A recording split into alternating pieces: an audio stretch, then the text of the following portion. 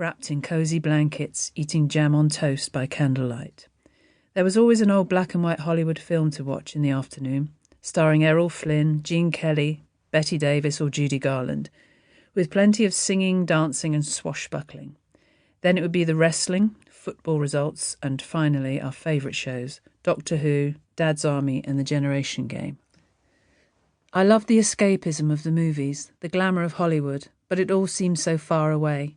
That was until a few years later, when some research into our family tree threw up some French aristocratic roots, along with an impressive family crest and some Irish ancestry. The discovery that my relatives in Boston, USA, had often played golf with the Kennedys somehow brought all that glamour a little closer to home. My Uncle Lee was a professor at Harvard, and he and my Auntie Mavis would come over to England to visit. My auntie always looked like a movie star, right down to the Bette Davis-style cigarette holder. She'd waft in smelling of Chanel No. 5 with her glamorous clothes, and she'd sing us songs and tell us all about her exciting travels. When it was time for them to leave, we'd all go to a rooftop at the airport and watch the plane take off. I remember looking at the little round plane windows with the tiny people looking out, and watching as it accelerated down the runway and disappeared into the sky. It was the most exciting thing I'd ever seen, and I wished I could fly too. With the absence of computers, the only real access to information was at the library, and it's where I went to discover new worlds. My mother had taught me, my brother and my sister to read before we started school. We'd worked our way through the Janet and John books, and later my favourites, Topsy and Tim and the Moomins. It's hard to explain the thrill of my weekly visits there, as a small child with my father and younger sister Lindsay, planning which books I might take out, praying I wouldn't have to be put on the waiting list. In winter, I'd crunch through the snow in my red wellies and homemade cape. The snow was never deep enough to look beautiful, and was usually a dirty brown colour from the muddy puddles beneath. But in springtime, the path was strewn with blossom blown from the trees, reminding me of the confetti my sister and I collected in our pockets from the nearby churchyard after weddings.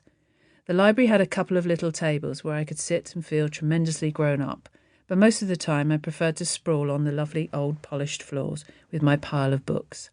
The sunlight streamed through the windows, and I would lie like a cat soaking up the sunshine. The smell of polished wood always takes me back to that happy place. My first memory of Keren was seeing her in the playground at maybe 4 or 5 years old. Her nickname was Jumping Jellybean, but I've always called her Woody. We weren't in the same class at school, so weren't friends right away. Her best friend was Gina, and mine was Jenny, who was tall and willowy, with long blonde hair, blue eyes and very pretty. Sadly, Jenny moved to South Africa. Then there was Claire, who also left, followed by Susan. Each loss felt devastating, as I'd have to start all over again with someone new. Fortunately, Julie Driscoll stuck around. Eventually, when we were about 7, Keren and I became friends. She had shiny poker-straight hair, which she wore in bunches with cola cube hair bobbles and a gold slide at the side. Keren's mother made clothes in her spare time, so she had an endless supply of gorgeous mini-dresses. I didn't have quite as many, but my favourite was a purpley blue dress from C&A with elasticated ruching at the waist. I loved a mini-dress with white knee-length socks, and as we got older, we were forever hiking our school skirts and summer dresses up with the help of a snake belt.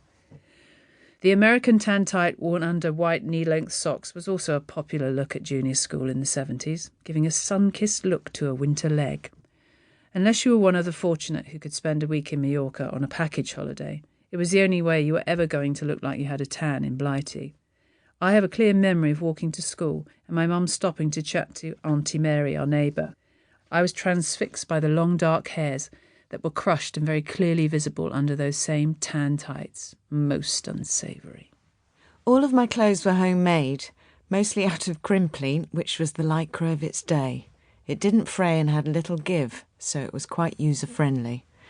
I had a ridiculous number of incredibly short dresses, most of which had packed pockets, mandarin collars and zips up the front. For playing, I also had minuscule shorts and hot pants with bibs.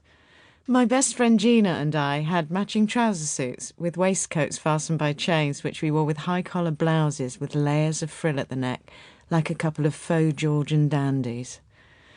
Of course, all I ever really wanted was something that came from a real shop, rather than something Mum had knocked up. Even my brownie uniform was homemade, and I hated it because it wasn't the same as all the other girls. I didn't